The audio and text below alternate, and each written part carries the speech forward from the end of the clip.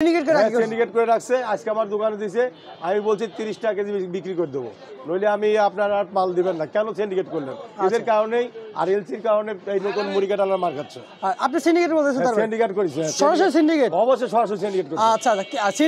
আসসালামু আলাইকুম দর্শক কেমন আছেন আশা করছি সকলে ভালো আছেন সিন্ডিকেট করে পেঁয়াজ আটকে এখন মুড়ি কাটা পেঁয়াজের বাজার ধস দর্শক বন্ধুরা এভাবে চললে কি কৃষক বাঁচবে ভালো দাম পাওয়ার আশায় পুরাতন পেঁয়াজ সিন্ডিকেট করে কলস্টরে আটকে রেখে বর্তমানে এখন বাজারে পাঠিয়ে বাজার ধস যেন এলসি পেঁয়াজের চাপ আর পুরাতন পেঁয়াজের চাপে কিন্তু মুড়ি কাটা পেঁয়াজ একবারে মাঝখানে পড়ে কিন্তু চিপকে গিয়েছে এদিকে কৃষক পেঁয়াজ আমদানি করে বাজারে দাম পাচ্ছে না তবে গেল বছর তুলনামূলক এবছর কৃষকের অনেকটাই খরচ পড়েছে তবে কৃষকও জানিয়েছে যে সিন্ডিকেট করে কোলেস্ট্রল ব্যবসায়ী অথবা রাখি ব্যবসায়ীরা কিন্তু পেঁয়াজ রেখেছে ভালো দাম পাওয়ার সেই জন্য নাকি বাজার এখন ধস পড়ে গিয়েছে কারণ এই সময় ইন্ডিয়ান পেঁয়াজ এবং পুরাতন পেঁয়াজের প্রয়োজন ছিল কিন্তু এই সময় কিন্তু বাজারে পাঠিয়ে দিয়েছে পুরাতন পেঁয়াজ এবং ইন্ডিয়ান পেঁয়াজ সে কারণে বাজার ধস পর্যায়ে চলে গিয়েছে দর্শক আমরা এবার চলে যাব ব্যবসায়ীদের কাছে কেন সিন্ডিকেট করতেছে এই সিন্ডিকেট ব্যবসায়ীরা সে বিষয়ে জানাবো দর্শক বন্ধুরা আসসালামু আলাইকুম ওয়ালাইকুম আসসালাম কেমন আছেন ভালো আছি ভাই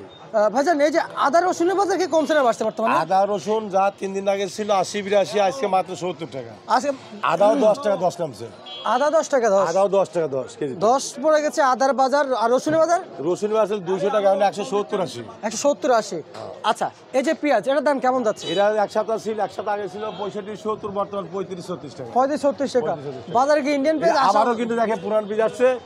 এই পুরান বীজ আমি 50 টাকা দাম যাচ্ছি 35 টাকা দাম বলে আচ্ছা আচ্ছা 30-35 টাকা দাম বলতে যে এদিকে পুরান বীজ আছে দেখেন এদিকে অনেক পুরাতন বীজ আছে দেখেন অনেক পুরাতন বীজ আছে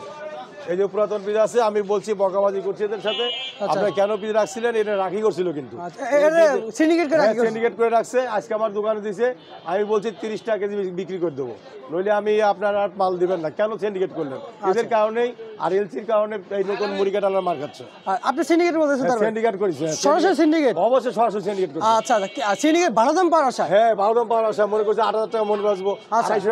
বেশি বেশি আশা মালসা হাতে আচ্ছা আচ্ছা বেশি আশা মালসা হাতে এটার গজব পড়ছে আচ্ছা উপরওয়ালাদের নিজে ইচ্ছে গজব ফেলা দিছে আচ্ছা দাম কেমন যাচ্ছে আজকে 35 টা বেশি বিক্রি হবে না মনে হয় এদের কারণে মুড়ি কাটা এদের কারণে মুড়ি কাটার দাম কম এবং এলসির কারণে মুড়ি কাটার দাম কম আচ্ছা আচ্ছা আচ্ছা বুঝতে পারছি মানে তবে আমি এই মুহূর্তে বলতে চাই এলসিরা বন্ধ করে এলসিরা সরকার বন্ধ করে তাহলে মনে করেন মুড়ি কাটার পয়সা পাবে ভাইজান আমরা এই দেখতে পাচ্ছি এলসি পেঁয়াজ বাইরে আছে এলসি পেঁয়াজ কি এখনো আসতেছে এখনো অ্যাভেলেবল আগের চাইতেও অ্যাভেলেবল কৃষক তো বাঁচবে এই যে 16 না প্রচার শুল্ক যে ছিল 16 না প্রচার করছে